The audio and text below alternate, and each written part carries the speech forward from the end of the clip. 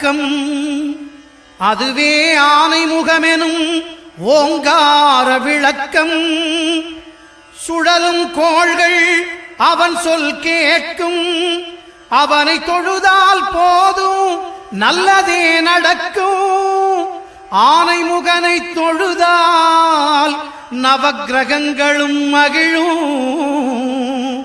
நல்லதே நடக்கும், நல்லதே நடக்கும்.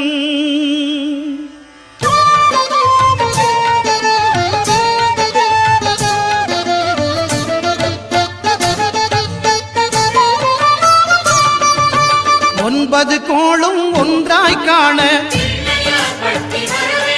அங்கு கற்பகம் என்னும் கடவுளின் மெய்யில். ஒன்பது கோளும் ஒன்றாய் காண அங்கு